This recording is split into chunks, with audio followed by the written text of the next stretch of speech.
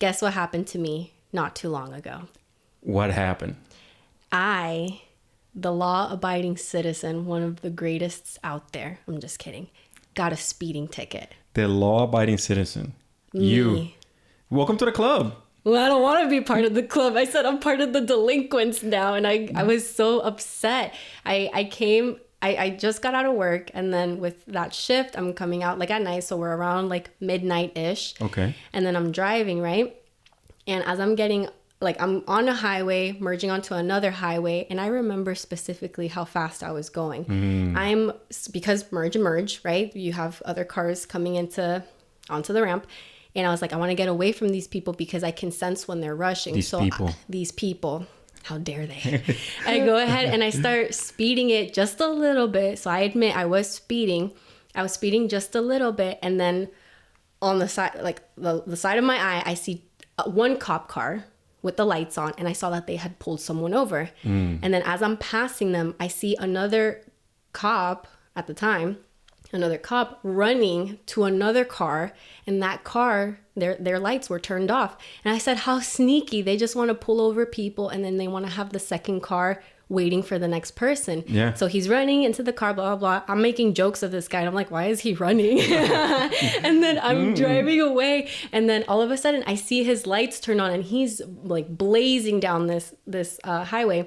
And I'm like, oh my gosh, let me get away from the express lane. Let me merge off to the other side. And then no, it goes boop, boop, boop. And then he goes right behind me. And mind you, I've never been pulled over before, right? And thankfully I wasn't scared because I know some people, like when they see cops coming after them, like, your heart can sink a little bit. Yeah. But with me, I was so shocked. I was like, what? Why are you pulling me? It could possibly be me. How dare you pull me over? And then he pulls me over, and then I was cool, calm, collected. I went off to the emergency lane, and then he comes up to my window and he goes, ma'am, I pulled you over because you were going 87 over 60. And in my head, because of my personality, I was ready to debate. And I said, no, I wasn't, sir. In my head, of course. I would never say this out loud. So I go, in my head, I was like, I was not going 87. I was going 78. And I was like, so I admit in my head that I was going over the speed limit. But wow, where did you get 87? He goes ahead, takes my license, blah, blah, blah. He comes back and he's like, all right, I'm going to give you a break. Oh. And then he says, I booked you 74 over 60, hands me the speeding ticket, and it's still $205. Yeah. And I was just so upset with that. This reminds me of an episode of Young Sheldon, if you have not seen the show. I just started it, yeah. In which he gets a B, and he says, that's it. My life is over. From here, it's downhill from now. Now I'm a delinquent. That's it. Marilyn, you're going to live a life of crime. I hate that. And you're no longer a law-abiding citizen. I'm a criminal. You are a reckless driver.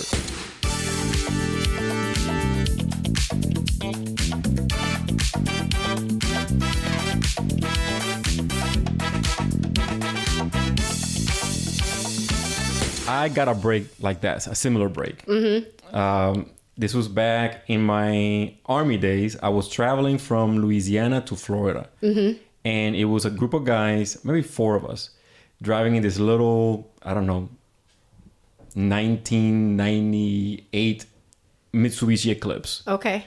I was going to get that as one of my first cars. Yes. I remember looking into that car. So we're going on, I think it's I-10, the freeway, the highway. And we were taking turns because it's a long drive from Louisiana to Florida. I think it's like a 16-hour drive. I forgot. But we took turns and we were speeding the whole way. How fast were you going? Do you remember? I don't remember how fast my buddy was going. He was probably going over 90. Oh, that's fast. Yeah.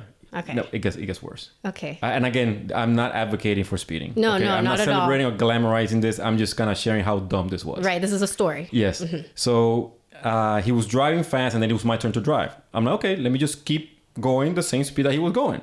And I remember he had one of those radars. Detector. Oh, for the, yeah. So we're going, and I'm going 110 You're going 100 miles an hour. Lewis. I know. Again, I'm not glamorizing this.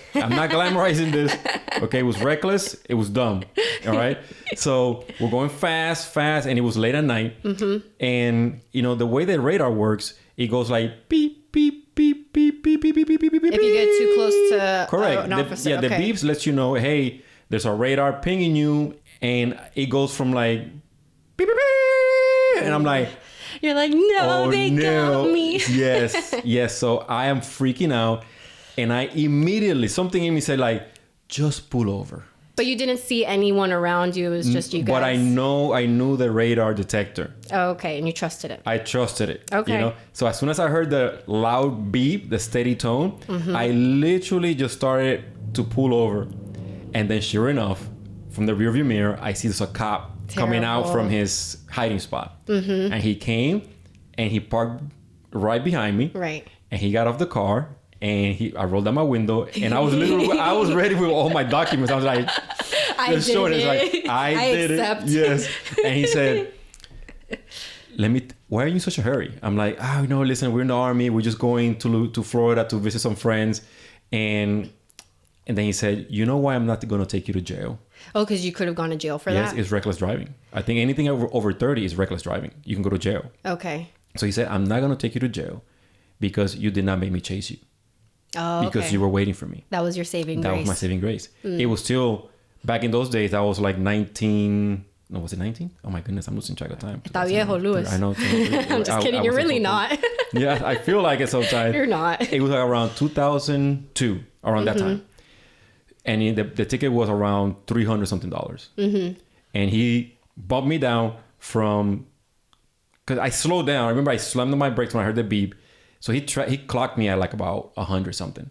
That's reckless driving, but he gave me a break. So was that my break? My break was, I could have gotten arrested and I could have gone to jail? No, because it was what? It was 60 and you were going to 87? So he says, I was going 78. I remember looking at my speedometer and I said, I see a cop. Let me look at my speedometer. I'm at 78. But here's the thing. By the time you see a cop... It's too late? It's too late because that radar is line of sight. It could see you from far away. If he was hiding somewhere, he probably clocked you a long time ago. So when you said, "Oh, let me get away from these people," bang, he probably clocked you back then. It's like, where's this person going? And then when he asked me, he didn't ask me like, "Where are you going?" Blah blah. He just you were going 87 over 60, and in my head, I'm like, you don't know me, sir, but I'm a debatable person, and I like love to argue. But I'm not gonna argue. It's my first time. I don't want to be argumentative. Blah blah blah. I see the stories, what can go wrong, and I was like, you know what? It's my first time. Let me not be tough about it. And in my head, I was just like, this guy, Senor, I'm sorry. I was going home because I just want to get home after work. That's my thing. I'll take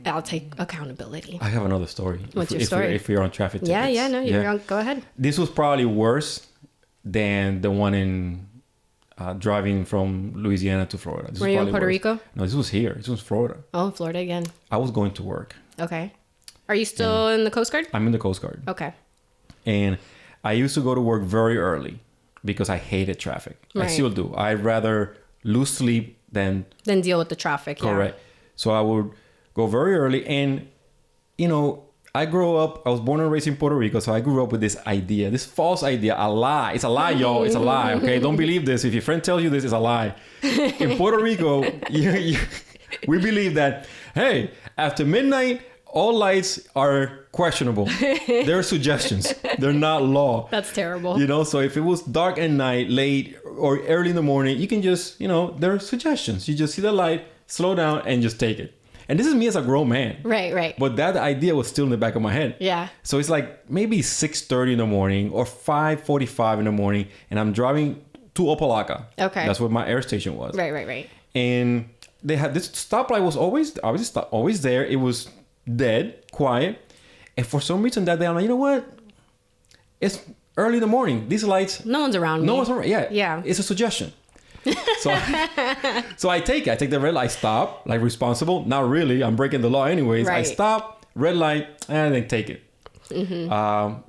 I'm not worried about it. My life is going on. Then I do it again the next day or next week, something like that. In about 6 months, it's time for me to renew my registration. Okay. Right? And I go to the website like I always do. Right. I'm responsible. Citizen. Staying ahead of the game. Let me renew my registration. I go to the website. Sorry, can't do it. I'm like, that's strange. Why can't I renew my registration? Let me try another website. Suspended?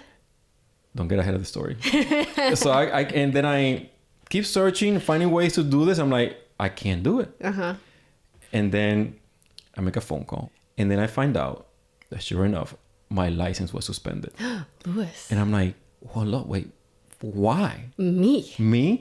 A responsible citizen that I pay all my bills. I pay my taxes. I don't break the traffic laws right. ever. You know, there has to be a mistake. Right. So I start go down this rabbit hole to see what happened. I make phone calls.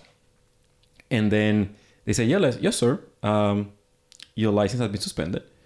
You've had like 2 traffic violations. I'm like, wait, 2 traffic violations? I've never received no tickets. Right. And then you know what happened? You went to court. No, they did not have my address correct. Oh, so they were sending all the notifications to... camera tickets from that light in Opalaca. And where did they send it to? Exactly. It never got anywhere. So and what then address did they have? eventually I had to correct my address. Okay. And then I got the tickets. I got the tickets, and it was sure enough a picture of my car. You're like, yep, that's me. That's me. Yeah, running the light in the middle of the night 2 times. And those tickets were, if I would have handled them, if I would have received those tickets in time, I would handle them. Of course. But that cost me a lot of headaches and a lot of money. Like how much was it? I think it was almost $800. Oh, my heavens. Because it was the fines for having your license suspended and then for not paying the ticket in a certain amount of time. Yeah. Those tickets were old. Yeah. So it cost me a lot of money. So now I'm traumatized. I see a yellow light and I'm like, I slow down. My wife gets upset at me when I see a yellow light and just flinch. And I'm like, no, I am not taking it because those cameras... They will get you. They don't lie. Yeah, they don't lie. They don't lie. You know? Man. So it's, yeah. But so you still don't know what address they had? No, it didn't have my unit number. Just because of a unit number? Yes. Yeah. So the tickets never got to me. How silly. You know, stuff like that really gets to me sometimes. If I had, let me explain. So because of the speeding ticket, I was more annoyed of the fact that I felt like the speed was wrong, because let me stay in my bubble of where I feel like I'm right. And I understand that the officer's right, but let me stay in my bubble for a second, right? Go. I felt so annoyed of the number being incorrect to me that I didn't even really care about the price at the time, where I was like, okay, $205. And I came home, I told Tony about it, and I said, you know what? Like, I feel blessed to say that I can pay this off, and it's not going to affect me and like my bills, my food, like we're good. But I can't imagine for the people who are less fortunate and that they would get pulled over or they have to pay for something like that. I just feel like that's really rough. And it just put me in that perspective of let me not complain, because at the end of the day, I'm the one who like violated this. But man, I feel for those people who are not as fortunate. Yeah. That's tough. It's hard to drive the speed limit. Even though I'm getting older, I'm starting to kind of slow it down quite like significantly. Yeah. I'm surprised. Sometimes I'm driving and I look at my speed limit, my speedometer, and I'm like, oh, I'm driving 70 miles an hour and I feel good. Oh, where before it was, if I'm not 80. If I'm not going 80 plus, I'm not going anywhere. Yeah, it just, time feels so slow. I don't know. That's just me. So now I have to slow down a bit. You'll get there. Yeah, I'll get there eventually. I'm happy to say I could pay it off. I will pay it off. I have to call Ticket Clinic first. You're getting the chance? Okay. I'm gonna. Why is it? So many people told me to do Ticket Clinic, so I'll figure it out. And it just again made me think more about like the financial stuff, economy, like where we're going. And I shared with you, or we just shared with you earlier today, that, you know, we shared our dream for our retirement. Yeah. And it's the plan of having enough money saved up till we reach that age that we just buy an acre of land. We buy, or not buy, but like for us, we would want to build that house that fits our needs, you know, and then have our animals. And I just feel like I do agree that once I get older, like I'll slow it down and I'll realize what's more important to me. But I feel like sharing that dream with you guys is, to me, I feel like that's the true American dream. Yeah. I don't know. I feel like you've also said some stuff about that, like your life as well, that you would want to have a lifestyle more like that. Yeah, no, I think hearing you guys vocalize your dream and the type of dream you have, like we mentioned in the conversation, it's very encouraging. It makes me proud of you guys. Yeah. That you can see these adjustments of lifestyle. Yeah. Or let's call it departing from the norm. What is the norm? Nowadays, let's just look around. the norm is let's live in a big city, you know, where we are provided all our amenities and luxuries like food, land, houses, you know, restaurants, to have all these things provided for us, which is great. Right. It's great to have access to a city in which you can drive 10 minutes and have all your groceries, you know, go to restaurants, have 20,000 different type of eggs. Yeah. You know, 500 different brands of ham. Yeah. It's a great luxury. It's a blessing. But I think sometimes we, as human beings, we get enamored with that idea. Right. That life becomes about just me, about receiving, where the simple life about, hey, let me create my own economy. You know, let me plant my own food. Let me take care of animals. Let me take care of the land. I think that we are designed to live in that way. Yeah. But the city is attractive. It is. It is. I mean, you guys live in a city. You guys live in Fort Lauderdale.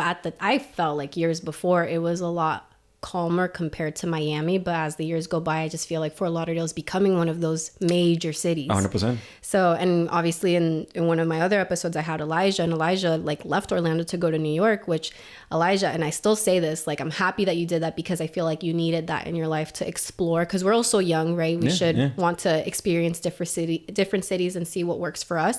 But I am so ready to just say, I am done with the cities. Like, that's why I say it's for me. Like, I want this for us. And I just feel like it's really good to jump into those mindsets and already think and plan for the future. And that's why I mentioned that I'm very proud of you guys to be able to see that. Yeah, of course. It took me my 40s to see the value in, man, I want to plant my own tomatoes. Right.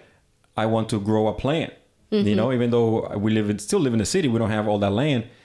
But that has changed for me because, as you know, we've been experiencing summer camps in New York, in upstate New York, and which is, man, in the middle of nowhere. And you're working those camps, like you're doing it for the kids, but obviously you're investing your services to help the camp out as well. So I was able to experience being there, life outside of the city for an extended period of time. Yeah. Not a vacation. No. Not, hey, a weekend. No, this is 2 months where I'm in the middle of nowhere. Very hard to get phone reception. There's probably, you may see 10 cars. You know, this is the mountains in the middle of nowhere. And it's so beautiful, so peaceful that my soul was telling me, you want more of this. Right. This is where you belong. So every time I come back from camp and come back to the city, it becomes very clear to me that that's what you want. The city, and I can be bold in saying is that the city is where our souls come to die. Yeah. That's a big thing to say. 100%. Yeah. And we're not saying either that, you know, because you live in the cities, your soul's dying, but maybe it's a part in your life that you need to experience to realize something else. 100%. And obviously, I'm not prescribing this to everybody. Right. You know, but I feel very confident in saying that life outside of the city is real life. Yeah, and the cities can be very distracting, and if you're not disciplined, like you can fall very hard into the party life, and it's a concrete jungle. It is. It's a concrete jungle, and I'm saying this living there. You know, and as I experience, and you're very well connected. It's not like you're a homebody. Like you're always doing something. Exactly. You have a more social life than I do. You know, and that's that. And I'm a I'm a extroverted introvert. Yeah. It's funny because I'm in a psychology class that I'm taking. There's a term for it, is stable introvert, and then stable extroverts, and then there are unstable introverts and unstable extroverts. Okay. You know, I will say I'm an unstable extrovert when I have to. Unstable extrovert? Okay. Yeah, but I'm a stable introvert. I'm very comfortable being just alone. Yeah. Feel chill. When I have to be an extrovert, I will do it gladly. I mean, you do it the best out of everyone in our family. But I'll tell you the truth that ideally, you know, just put me back in my room, you know, with one or two people, and I'm good. And even by myself, and I'm good. Right. And the city has a way of, I think, forcing people into a personality. Yeah. Or tapping into a personality that they may not feel comfortable, but they're forced to because in the city, man, if you want to get ahead, you gotta be around people. You gotta go do things. You gotta socialize. You have to network. Yeah. Do you feel like you learned that during your time in the military? Because originally you were in Puerto Rico, and then like walk us through as far as like, I mean, I know your story, but to explain and go deeper into it, you were in Puerto Rico and then something in you said like, I need to get out. Oh man, that's yeah. So I was born and raised in Puerto Rico, and at 19 years old, well, first, let me just backtrack, and kind of add this because it kind of ties the story in. Okay. I had something inside me since I was little, that a voice whispering saying, you have to get out of here. Mm-hmm. And I don't know why. Like, it was a dream for me to live in the United States. Okay. There was something, I had this perception of the United States of being a place of order. Mm-hmm. I still remember it, and this sounds so silly, but I remember looking at the lids on Coke, when you go order a drink at McDonald's, like a Snapple. No. Oh, let's say like if you go to McDonald's, any fast food, and you order a cup of soda. Oh yes. And the lid has these little push things. Like these. Yes. And the little push buttons, whatever, they say this is lime Coke, this is Sprite, this is Coke. And then other. Have you noticed that? Yeah, of course. Right. I don't know if they still do that anymore. I don't know. Okay.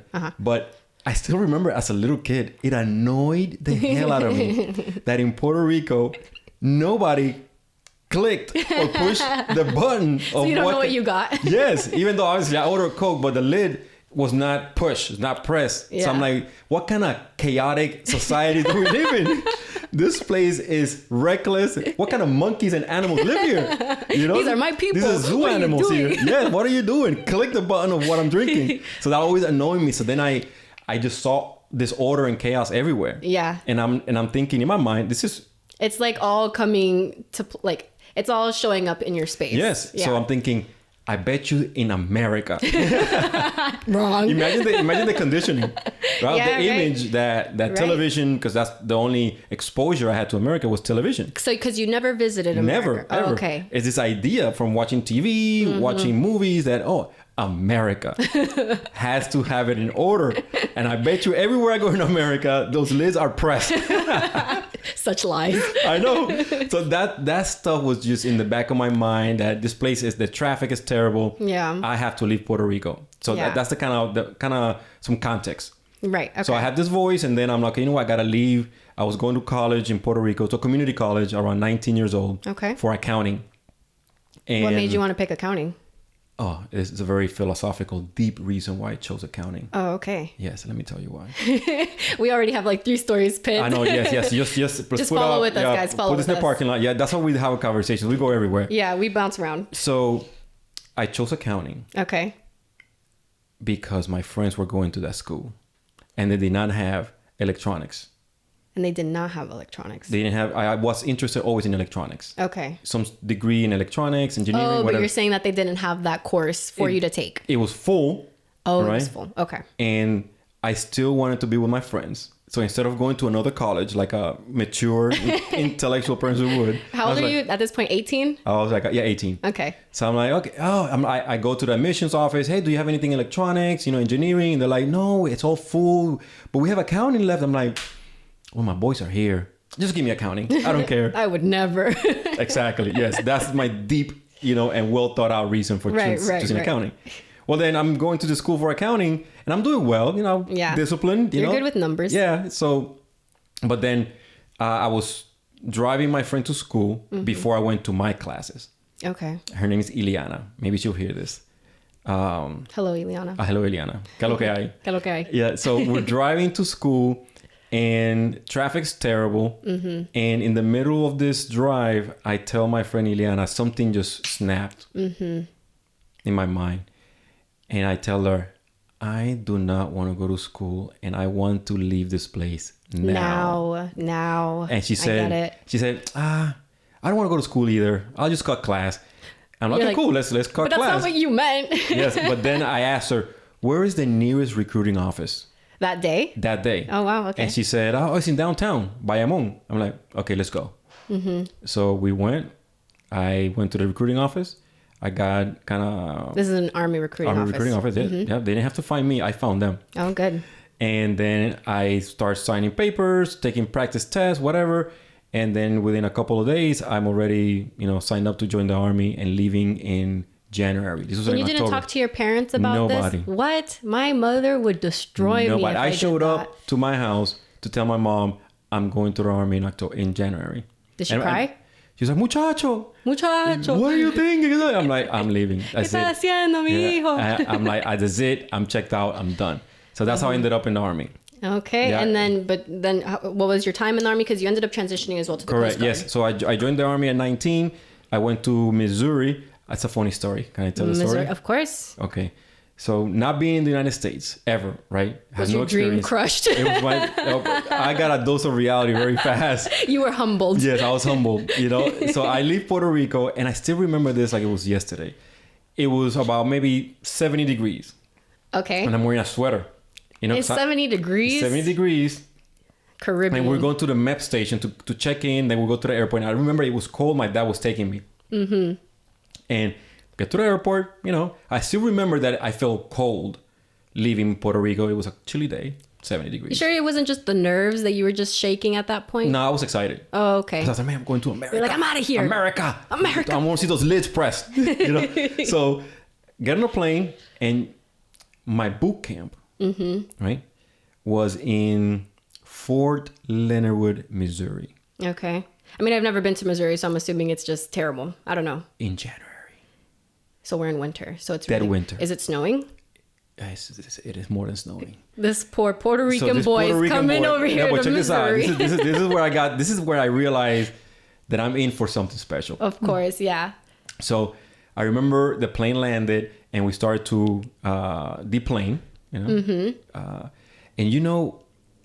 when they put that the terminal extends to the door, the plane? The plane, right? Yeah.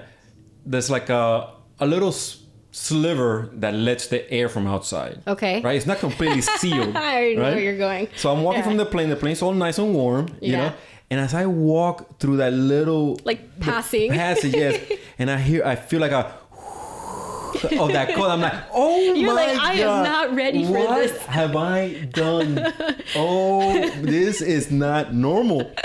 So I'm in Missouri, boot camp for 2 months. And let me tell you, the most bizarre thing was troubling me about the weather. Mm-hmm. And I, as a young man from Puerto Rico, I could not understand how is it possible that it's cold outside while the sun is out. I couldn't get it. Because that's how weather works sometimes, I couldn't get it. depending on where you are in the world. Yes, I could not get it. I remember waking up from a boot camp, from my barracks, and looking outside and be like, oh, the sun's out. It's probably warm. No, sir. No, that's the Caribbean and you thinking that, I'm going to experience what I'm feeling in the island. Yes, I remember it troubled me for so long until eventually I learned what weather is and, So then I'm in Missouri for those 2 months. Then I get my assignments. I go to Virginia for specialized training. I was avionics. But this is still for the Army. It's still Army, yes. Okay. Yeah, I'm trying to speed this up because it's a lot. We'll be here for 2 hours. Yeah. I was an avionics mechanic, meaning that I worked in aircraft, helicopters. Okay. I worked in Apaches, Blackhawks, all these aircraft. Very cool. Yeah, it was cool stuff. I got to load rockets, shoot them at mountains. It was pretty cool. Then I went to Iraq during the second Gulf War. Okay. That was quite an experience, which maybe we'll dive into another time. I don't know. Yeah, of course. Yeah. Maybe another episode, but that season was a blessing. So is it safe to say then while your time in the military, that's where it comes from of you saying that you're okay to be by yourself, but then of course, definitely okay to be extroverted and socialize with anyone out there? Yeah, because, when I joined the service, especially the Army, because the Army, I was young. Yeah. I worked for my family. I experienced some disappointments. Disappointments within? From my family. From my family, yeah. From your family? From my family, yes, okay. yes. I was disappointed that they did not come to my graduation. boot camp graduation. It kind of hurt. Mm-hmm. It hurt me, and I understand it now. I've healed from it. Yeah. But I was resentful because they did not make the effort. But I understand now. It was long flight from Puerto Rico. We're not wealthy family. Mm-hmm. So I remember feeling really hurt because I saw all the family, as we were marching during graduation, I have the image in my head. Right. All of us marching, very proud, standing tall, and all the families waving, screaming at their sons, daughters, husband, wives. Yeah. And I'm here longing for my family to be there. Oh, yeah. You know? And I was like, damn. I didn't start crying, but I felt a dagger. Of course. And it was like a way of coping, of like, to stay I'm strong, alone. stay tough. Yeah, I'm alone. Yeah. You know, I'm alone, even though I always felt God was with me. God became a very important part of my life thanks to that. So I'm thankful that happened. Right. So me and God were tight. I used to write letters to God when I was in AIT, which is Advanced Individual Training. Every night I wrote letters to God. He was my companion because I felt alone. I was like, nobody got me. My family doesn't got me. I'm by myself. So it was a blessing. So that's how I became resilient to the fact that I was alone, or the moments I was alone, because I got acquainted with God. Yeah, well, gracias a Dios, we love Papacito Dios out here in this family. Yeah. And if anything, it worked out in your favor because then you transitioned into the Coast Guard and then you ended up retiring as a chief in the Coast Guard, Correct. right? That was your title. Yeah. And then guess who was there for you, Louis? You had me, you had Ada, you had Sophia, you had my mom, you had my aunt, you had my other aunt. You had a whole family cheering you on. And it was really great to witness that because obviously I'm one other part of his daughter. We'll get into that. We'll get into that later. But it was really cool to be part of that because even with me in high school with the JROTC background, like I loved it and I loved what I did in high school, and then seeing it in the real world of like what you did and how you were like an example for people, it was a great thing to watch. And we have pictures to prove it and the smiles and the memories. So I'm very happy for that. No, thank you. Yes, that's kind of like a little snapshot of my military journey. Yeah. That led me, in a way, to here right now. Yeah, exactly. I'm very happy. And then on top of that, so you had the Coast Guard this entire time, but did you not have anything on the back of your mind that you wanted to do while you were in the Coast Guard? Nothing stood out to you? I dived into photography. Okay. And that was, I stumbled upon photography. How did you stumble on it? At retirement, I had the idea, you know what, let me do photography. It was almost... Because that's very different. You're going from mechanical engineering in a way, and then you're going into the creative route as a photographer. Yeah, correct. So I started doing photography after a trip to Europe when I was in California. Okay. We went with a group of our friends, most of my wife's friends. Yeah. I think most friends I have it because of my wife. She's very social. It ends up working out that way. Yeah. Except in my case, Tony has more friends than I do, and that's okay. Oh, really?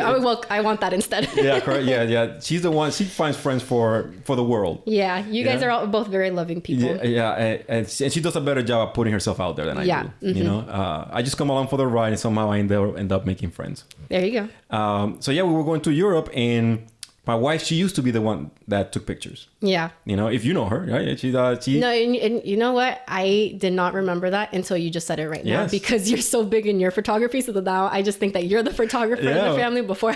She has a ton of pictures of you guys. I know she does. Yes. And she took them. It was her. Was it? Yes. Oh, okay. Sorry. Yeah, actually, before you met me, Ada was the... No, you're absolutely... Ada, I'm sorry. I remember now. Yes. So she had a little camera, and as we were preparing for this trip, I've never taken a picture before in my life. Okay. This is before iPhones and everything. Yeah, yes. So I decided to invest in a camera kit from Costco. I'm like, let me just buy. It was, I think, like $500-$600. I buy this kit, and we go to Europe, and I start taking a ton of pictures. Mm-hmm. That's where I fell in love with photography. You were taking pictures of what? The landscapes or we went to Europe. There's so much thing to take pictures in Europe. It's such a rich place when it comes to history, architecture. So, man, I was taking pictures of the group, of anything that you can the get. statues. Yes. Yeah. So that made me fall in love with photography. And then I developed a passion for it. Mm-hmm. And I began shooting all kind of things to get more exposure, more practice. Mm-hmm. And I ended up doing kind of real estate photography, fashion, sports, all kind of... it opened up a lot of doors. Yeah, remember when we went to all the red carpet events? Yeah, I remember. I saw Demi Lovato. I saw Charlie Puth. Who else did I see? I saw Legend. The DJ, what was the DJ? Which DJ? The Asian that dressed with that yellow suit. Steve Aoki? Yes. Is it, he had like long straight black hair? Yes, yeah. And a yellow suit, a jumpsuit. Yeah, that sounds like his style. Yeah, it was Absolutely. him. It was him. Now that you said the name, it makes sense. No, it was so cool. That was an iHeartRadio concert. Yeah, the concert, No, it was so cool because you also, so again, going a little bit backtracking with your photography, I witnessed you doing Fashion Swim Week. You did Miami and New York. Yeah. How'd you get those spots? Like, again, we just started from after the military. You're like, let me get this little Costco kit and let me start taking pictures. Boom, we're in Fashion Swim Week. What the heck? Yeah, you know, if I enjoy something, I dive in. Yeah, yeah. And I like to do it. That's definitely your personality. Yeah, to the best that I can. Whatever I do, if I like it. You know, if I don't like it, I will be mediocre and be okay being mediocre. Right. You know, but I enjoy photography, so I started diving into it. So it was just practice. So New York Fashion Week, that came about a leap of faith. Yeah. Because I was doing... Scary. Yeah, I was doing... it was crazy. That was a crazy story. And do I have time to take... Obviously, Louis, we have time. People, if you're not interested, you're not investing into this wisdom of knowledge if you want to be a photographer. So take any free resource you can get. Yeah, so here, I'll share a story of how this happened. So I was already doing Miami Swim Week. This is the biggest, at least, I don't know if it still is, biggest bathing suits fashion shows in the world. Yeah. I don't know if it's still that, but back then it was. So I was doing those, and I began to develop an interest in fashion. And I knew the next step from being in Miami, from what I heard from the photographers at the pit, where, hey man, you just didn't, if you want to go next level, you have to go to Paris or New York. That's next level fashion. Well, Paris, that's a big one. So that placed a seed in my mind. Okay, you know what? I want to experience what's next level is. Yeah. So I think I've already shot a few fashion shows in Miami, a few years of doing the swim weeks. Yeah. And it was in a summer. And that was a crazy schedule that you had with the Miami Swim Week. Yeah, it was crazy. Yeah, when it happened, it was all over the place. It was fun. Yeah, it was fun. I remember. I took you guys. I know you took me, but I remember also Ada saying like, "When are you gonna be back home?" Yeah. Be like, Ada, just let us jump into it. Yeah. So for New York, it was a summer. I forgot what year. I'm terrible at keeping dates. That's okay. So I said, okay, I am going to New York, and I'm going to find a way to get into a fashion show. But I had no books, nothing. You had no connections. No connection. Yeah. I told myself, listen, if I'm serious about this, I'm just going to fly. So I purchased a ticket with a friend of ours went with us, Javi, may he rest in peace. Yes. He said, I'll go with you. I purchased my ticket, and we landed in New York. I stayed in a friend's house, and then I got to work. Work, man, I scoured the internet looking for leads of how to get into New York Fashion Week. Wow. I had no evidence, nobody, no connections, nobody could get me anywhere. You didn't know anyone that was working one of them? No. Oh, wow. Okay. So I went to Craigslist. In the Craigslist, there's a section that's for gigs, creative gigs. Okay. Somebody from England, some a website or something. They were literally looking for somebody because last minute, whomever they were gonna use, they bailed on them. Oh, good. So last minute, they put an ad. Any photographers available to do XYZ, da da da. I responded. I called the guy, and the night before it began, I got an email with all the credentials that I needed to get into a bunch of fashion shows. How cool! How did they trust you? Do you show them a portfolio? Yeah, or something? Show my portfolio. Yeah, correct. Yeah. So if you're a creative and you wanna get into photography or any creative field, you have to take a leap of faith and you have to do the thing. Yeah. You don't become a YouTube expert. Just do the thing, whether it's photography, videography, filming, whatever it is. Get the practice. You're gonna have to do a lot of work for free. Yeah. Don't expect to get paid right after school, and get experience. Get a portfolio. Get a solid portfolio of work. And there's many people out there that would gladly, be filmed or get your pictures. And you may have to do it for free. It's okay. And I'll one up that, because with me, media background, even though it's not photography, videography, it's directing. Yeah. It still does not matter what you've done to an extent, because it's all about networking in a way. In my case, that worked in my favor because they heard my name and then they ended up seeing my work. But yes, everything what Louis is saying, like get all of that stuff ready, like your portfolio, making sure you have that confidence, make sure you have that drive, and make sure you are talking to people, like people get to know your name, so that way they can, like this person helped me out in this project, I really trust him, he's good or she's good, whatever, blah, blah, blah. And the next thing you know, boom, someone else needs an extra set of hands and you could probably get brought up on it. Yeah, and do a good job at what you do. Yeah. And I think that's something that has benefited you. Great. It's that people find you reputable. And they know that you are professional, that you do, you go above and beyond. Yeah. And that's, if you mess up and you don't, either learn from it. Or clean it up, that reputation is going to travel with you. Oh, yeah. And the same thing goes if you do a good job. People will go out of their way to refer you and say, listen, just work with her or work with him. Yeah. And that's what happened with photography. Yeah. And you have your own business now in photography, right? We're done with the swim week. Now, what is it that's Feliz Photography? Yes. But hold on. I want to touch on a little story. Go ahead. About of how or why kind of fashion kind of stopped. Okay. And it was we were shooting a fashion show for Maxim magazine. Okay. Remember that magazine? Is that magazine still around? I have no idea. I don't even know that magazine, but I take your word for it because I'm not involved in that industry. Correct. Yeah, it's a very popular fashion and fitness and bathing suit and lifestyle magazine. Okay. We were shooting that show, and in the pit where all the photographers are lining up, which is tight, by the way. It's sometimes very tight. You're like arm to arm. That's what they call to pit, because you're like literally one on top of each other, lenses on your face, in your head, But it's an adrenaline, it's a rush to it. Yeah, of course. So we were there. And for some reason, that fashion show took forever. Mm-hmm. And the photographers were getting tired. And this is in New York? This is in Miami. Miami, okay. And as we are waiting, the fashion show happens, but now everybody's tired. Yeah. And then as the fashion show ended, one of the photographers said something that will always stay with me. That's why I'm sharing it here. And forgive me for the language, but I have to kind of say exactly what he said. Say it. He said, after he finished, he said, you know what? This is enough ass for me for today. I'm leaving right now. And the guy left, he bounced. He just dipped. I think there were still women walking, and he was like, that's enough ass for me for today. I'm done. Was he single, married? Did you know? I don't know, and I didn't know him, Oh, you just heard him say, he was not like he was talking to you. No, he was not talking to me. He just said it to the whole group.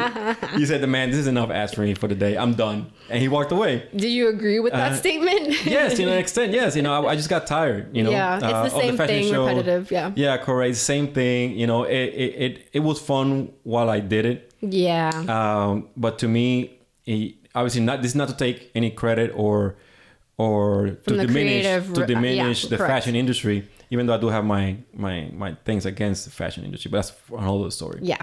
But I know there's a lot of creative people that work really hard from the models to the designers, the details of what they're wearing. They do a lot of work, and people don't see that.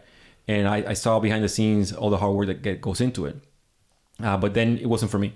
Okay. And then that's when I stumbled upon, right after I retired, I stumbled upon a friend of mine at a apartment community. Mm-hmm.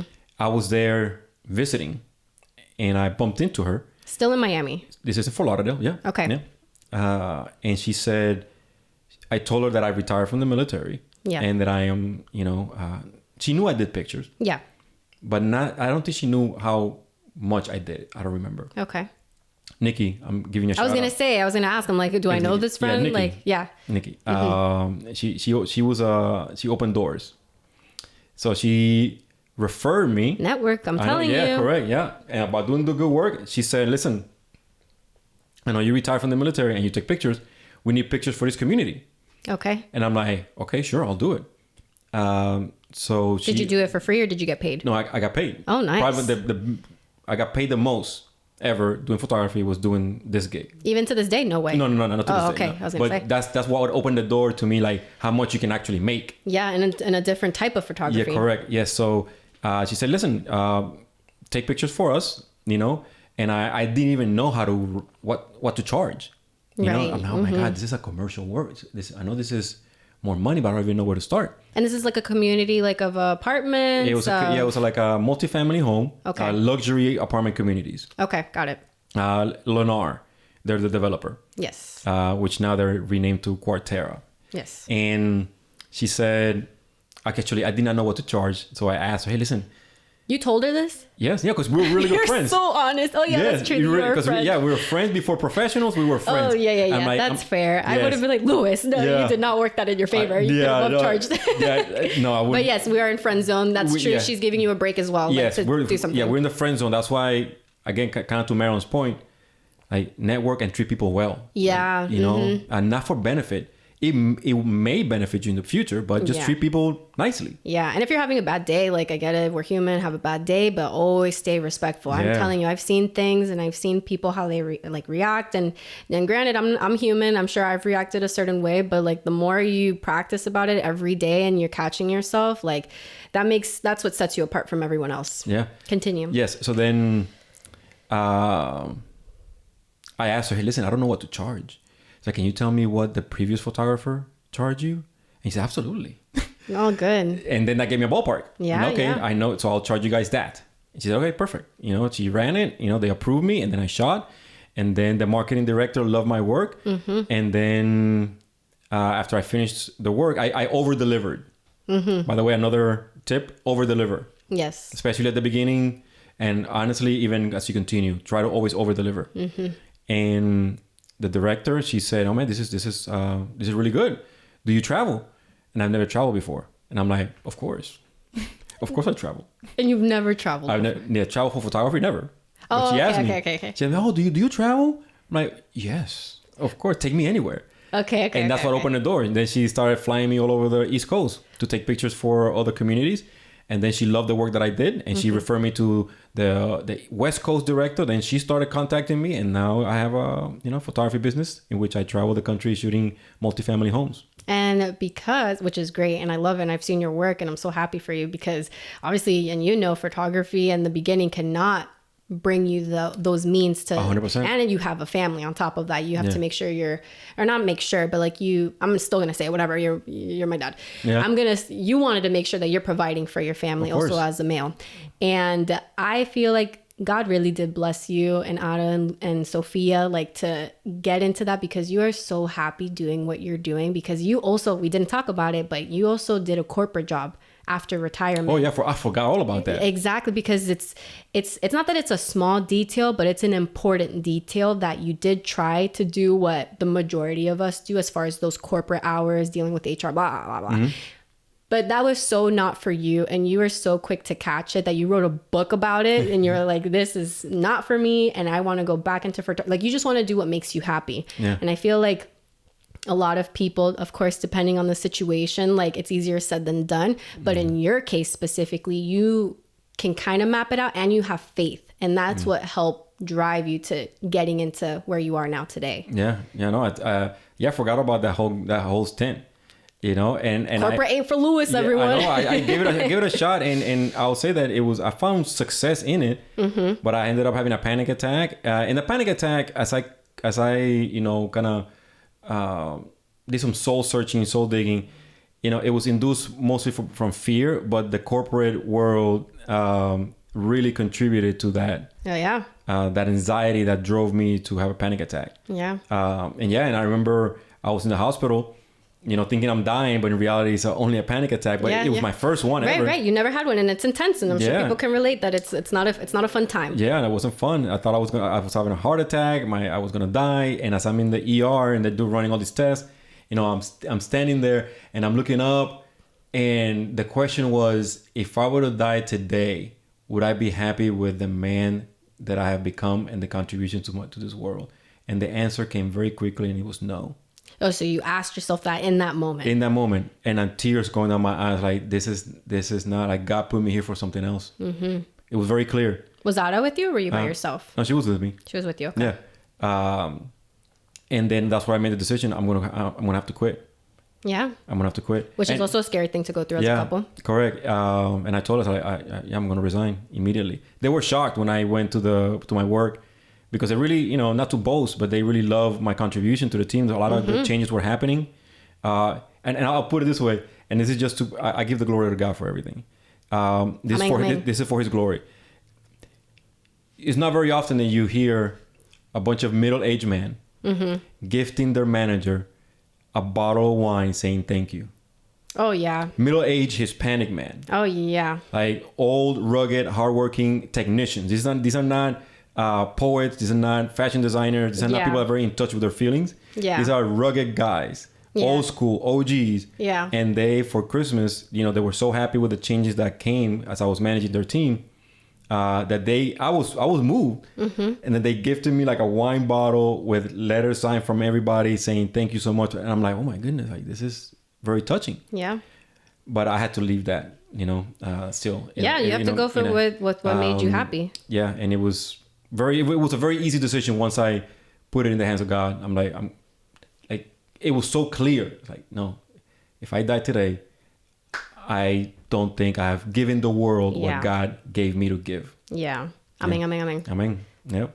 Que Dios te bendiga, Luis. Gracias. Que Dios te bendiga a ti también, Marilyn. Que Dios te bendiga a ti también. No, I love that. I love that. And again, so happy that obviously you're in my life. And then just to give everyone else like the context of our relationship is that Lewis is, if you want to see it for the technical terms, Lewis is my aunt's husband. But Lewis came into my life when I was around 11, I think. Do you remember? I think I was 11. You were, I think, 11 or 13, in between those two ages. Around those age. Yeah. And I remember Ada showing me a picture, like, because she was dating. She's like, oh, what do you think about this guy? What do you think about this guy? And I was just like, oh, okay, yeah, sure, go ahead. What am I going to tell someone that's dating as a 10, 11, 13, whatever the heck? Like, go ahead if it makes you happy.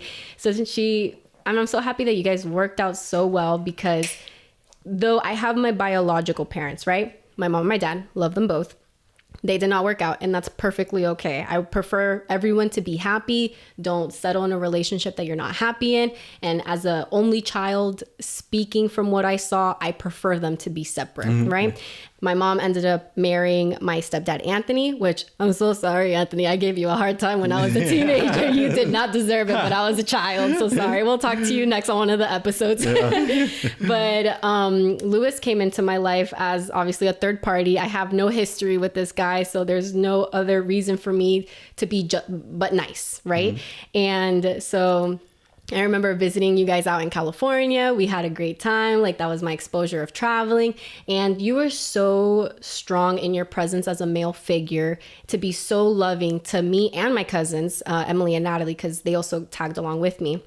But you were so loving, and you were so invested, and you were so articulate with your words and how to, kind of guide us in our emotions or challenges in life, that I will always be grateful no matter what, till I die in the ground and then I'm with God in heaven and you're up there with me and be like, yo, thank you for this man, because he helped me with a lot of struggles. Don't you know it? Oh. But do you feel, because on top of that, I also lived with you guys my senior year. So at this point, I'm 17 probably.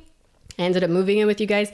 And what tapped into your brain, because I still think it's pretty crazy for you and Anthony, like stepping into that father role for me. What tapped into your brain that made you think, you know what, I love Marilyn so much that I'd go even to the lengths of adopting her? Because that was a conversation for us as well, you know? So what did that switch for you? I wish I could give you an answer that's very deep and... it was all the crying, guys. It just felt natural. Yeah, I did. If I had to say, if I had to describe it, I would say that, God had it in his plan all along before you and I were born for us to like connect. Yeah. I agree. That's what it was, effortless. Yeah. Like when moment you came into our lives, it was like, I'm gonna treat this girl like my own. Mm-hmm.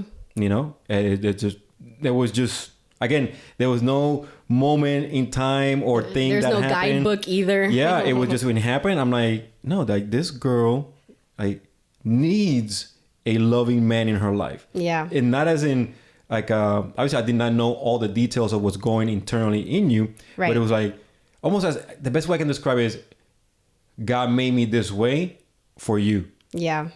I second it once again. Gracias a Dios for everything.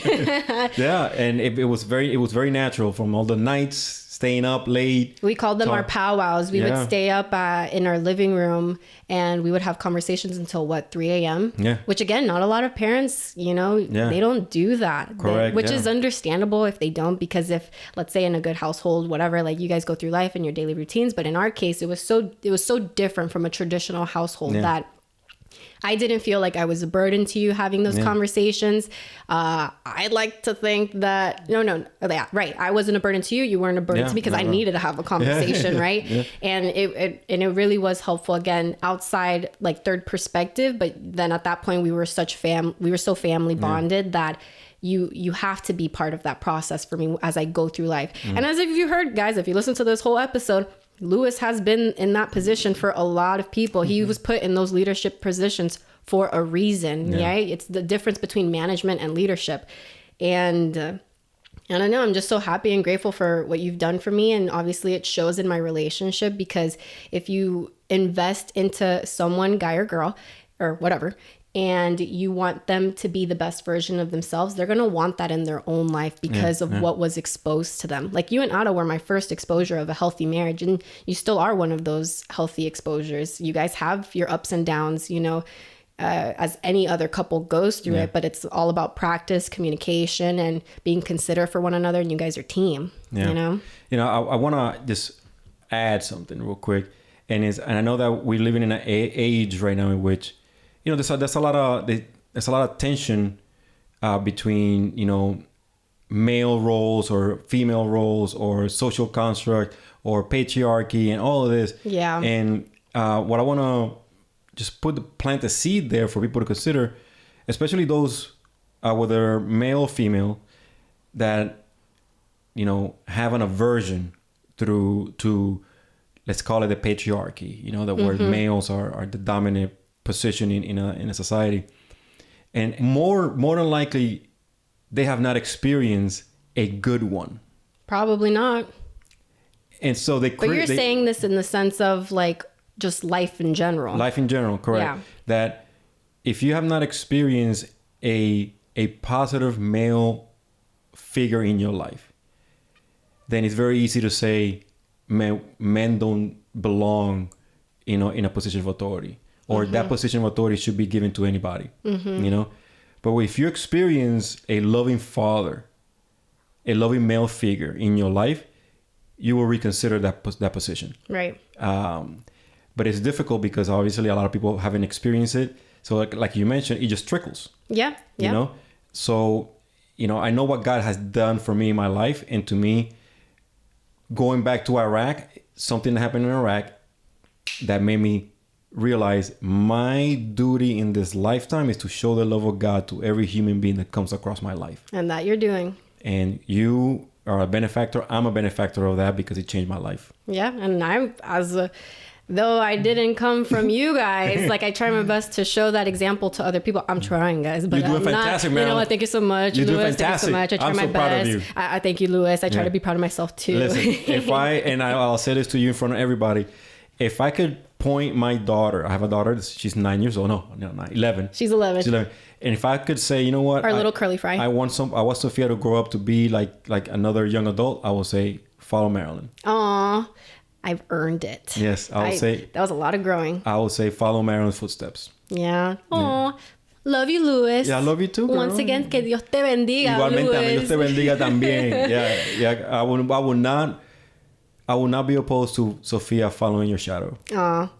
The big shadow. Just kidding. Yeah. Hey, Sophia, you're going to do great. Your gymnastics. I hope that still sticks around in your lifetime as you get older. You'll hear this episode and you'll see everything in a different perspective as you get older. She was doing what you were doing yesterday in the control room. Oh, that's true. Yeah, she was. It was very cute. We got video of it. Yeah. They passed by my job and we got her into the control room and we got her on the audio board and she's like, I'm scared. No, just go ahead and get in there. Like, you at least be one of those people that you said that you've tried it. And if you get older, you don't want to do this. At least you had that privilege to try it. It was cute to see you directing her and be like, okay, number 2 or number 4, whatever. Yeah, stand by 2. Okay, mic 2. Turn her hot. Turn off the music. Play music. Yeah, she did great. She did great. By the way, we've been chatting. No, I know.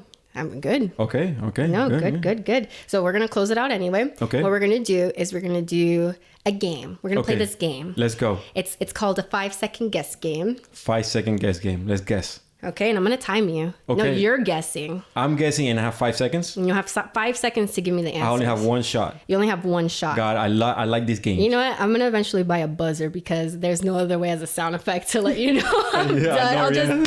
You can do it after the fact, right? In editing. Be Right, like, okay, yeah. So here we go. All right, 5 seconds, Lewis. Okay, I got my eyes closed. Name 3 beverages. 1, Soda, 2, wine, 3, Pepsi, 4. and Coke. Very good. Wow, you gave us 4. Was that 4 or 3? Soda, wine, Pepsi, Coke. You gave us 4. Okay, very good. Very good. Go. Okay, do I get a bonus? You get nothing. You get the What? satisfaction of saying that you won. There you go. Hopefully I'm the only one. No, I'm sorry. Hopefully everybody else wins. Hopefully, we're going to do one more. Oh, one more? Yeah, one Oh, more. no, I thought one get okay. No, we're going to keep going. All right, you ready? Yes. Name 3 Disney movies. 1, Aladdin, 2, 3, 4, 5. Yeah, That was the buzzer. All right, you get one more chance. One more chance. got it. All right, ready. Man, yeah, okay. You got this, Lewis. Okay. Don't psych yourself out. I got one already. I'm happy. Don't psych yourself out. Okay. Name 3 planes/helicopters you worked on in the Coast Guard. A225, Kaza, and 4, A65. 5. Okay, and you know what? I sped that up to my advantage so you could lose. Oh, really? I got 3. No, you did great. Very good. And I'm so happy again, Lewis, that you did this. You are one of the first people to be on at Marilyn's table, right? Mm-hmm. And I wouldn't have it any other way. I want my family. I want my friends first. I want this to be something that you guys are a part of as I continue to grow and hopefully, grow in who knows, in a money sense, whatever. But we'll see. I like doing it for the fun. I'm very happy you got on. Thank you for inviting me. It's always an honor, and I'm excited to be part of this journey as you continue to share your conversations with the world. Thank you. Any last tips for listeners for anything? Oh, yeah. Get to know God. Oh. Read the word. Read the word. It's helped me a ton. Yeah. And we'll go from there. All right. Love you, Lewis. Love you too, Marilyn.